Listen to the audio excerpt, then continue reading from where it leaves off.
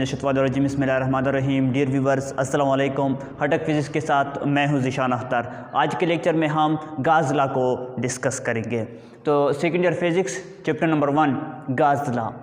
Gauze law को generalise form of Coulomb's law भी कहते हैं। Gauss law is also known as generalise form of Coulomb's law. ठीक है, तो एप्लीकेबल ये किस चीज़ के लिए एप्लीकेबल है? It is also use for point charge और डिस्ट्रीब्यूशन ऑफ चार्ज।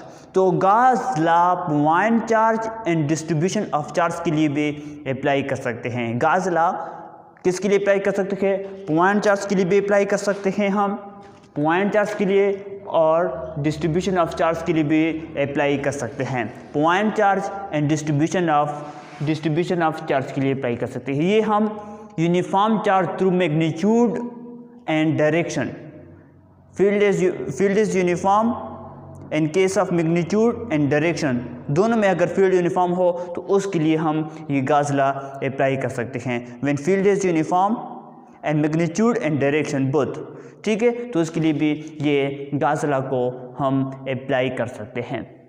तो स्टेटमेंट ये है, total flux through any arbitrary shape closed Gaussian surface.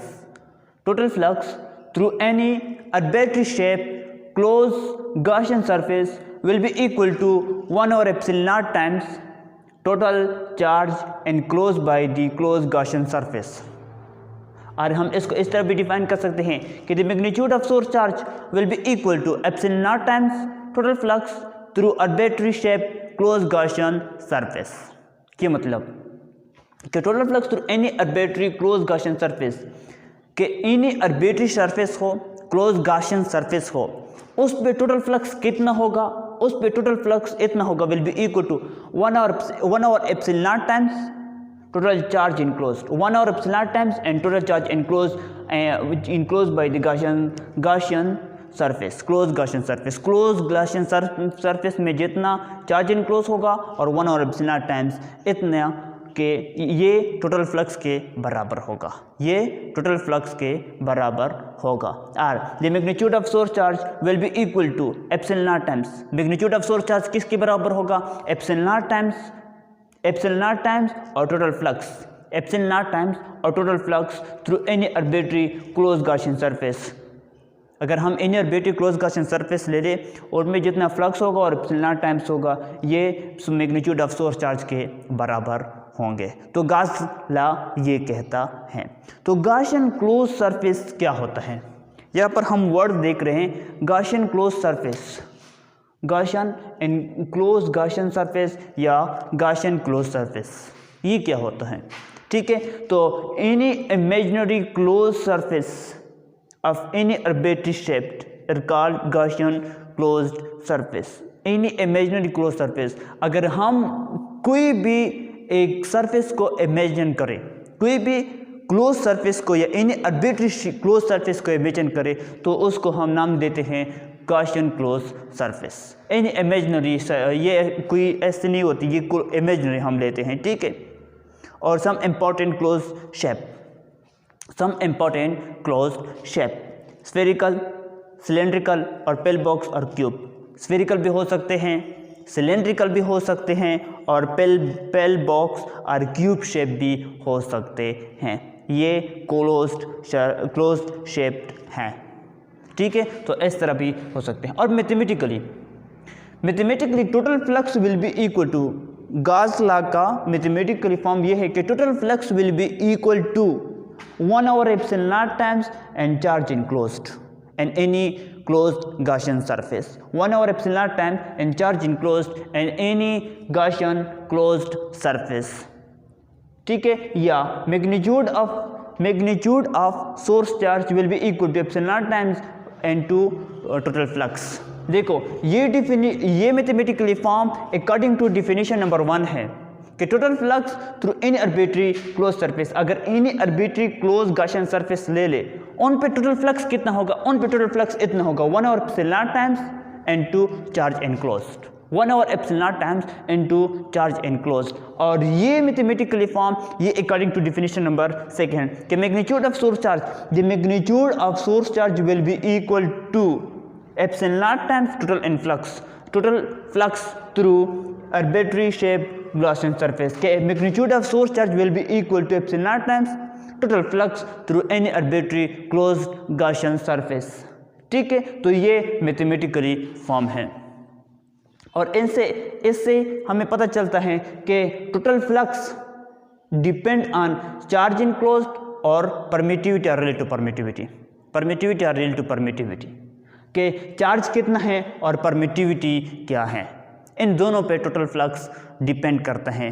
ठीक है, बाकी अगर if electric dielectric insulator around source, अगर सोर्स के इर्द गिर्द सोर्स चार्ज के इर्द गिर्द डाई इलेक्ट्रिक इंसुलेटर हो तब total flux will be equal to charge enclose and medium, charge enclose and medium और charge enclosed and relative divide by relative permittivity और permittivity of the medium and to relative permittivity, इनके बराबर होगा। ठीक है, और इट इज़ ये charge total flux, total electric flux is independent of the size shape of close Gaussian surface. ठीक है, टोटल फ्लक्स किस चीज़ पे डिपेंड नहीं करता, साइज पे डिपेंड नहीं करता कि क्लोज सरफेस है उसका साइज़ क्या होगा या उसका शेप क्या होगा, ये इस पर डिपेंड नहीं करता। फॉर एग्जांपल ये हमारे पास एक क्यूब है, ये स्फीयर है और ये इन्हीं आर्बिट्ररी शेप है। ठीक है, और इस क्यूब में एक चार्ज है, सोर्स चार्ज पड़ा है, तो इस सोर्स चार्ज से ये इलेक्ट्रिक फ्लक्स है, ये फ्लक्स है। ठीक है, ये हमारे पास क्या है, ये फ्लक्स हैं।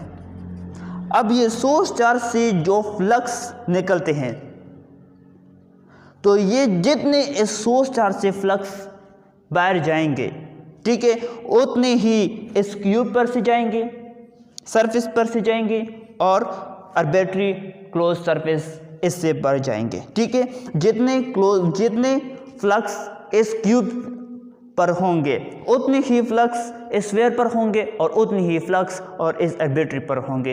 तो flux through cube will be equal to flux through sphere और flux through arbitrary shape surface will be equal to total flux, ये टोटल फ्लक्स के बराबर होगा। ठीक है, तो शेप पे डिपेंड नहीं करता, साइज पे डिपेंड नहीं करता कि शेप कौन सा है, साइज कौन सा है, और इसके साथ साथ ही रेडियस पर भी डिपेंड नहीं करता, इसके साथ साथ ही रेडियस पर भी डिपेंड नहीं करता कि रेडियस क्या है, क्या है। अगर दो स्फीयर हैं या सपोज मेरे पास एक क्यूब है और एक स्फीयर है, क्यूब का रेडियस कम है और स्फीयर का रेडियस ज़्यादा है, तो फ्लक्स क्यूब और स्फीयर पे कितना होगा, विल बी सेम फ्लक्स होगा क्यूब पर और स्फीयर पर भी सेम फ्लक्स होगा। ठीक है, क्योंकि रेडियस पर डिपेंड नहीं करता, या इस तरह भी एमसीक्यू आ सकते हैं कि मेरे पास तीन क्लोज गॉसियन सरफेस हैं, एक स्फेरिकल है, एक सिलेंडर है और एक पेल बॉक्स है। ठीक है, और इस पे एक सोर्स चार्ज पड़ा है, तो इस पे हमारे पास फ्लक्स कितने होंगे, स्फीयर पर कितने होंगे, सिलेंडर शेप इस पे कितने होंगे और पेल बॉक्स और क्यूब पे कितने होंगे, तो फ्लक्स विल बी सेम, इस सारे पे फ्लक्स क्या होंगे, सेम होंगे। ठीक है, तो ये था गॉस लॉ, और नेक्स्ट इंशाल्लाह हम इसको प्रूफ करेंगे, गॉस लॉ की प्रूफ करेंगे।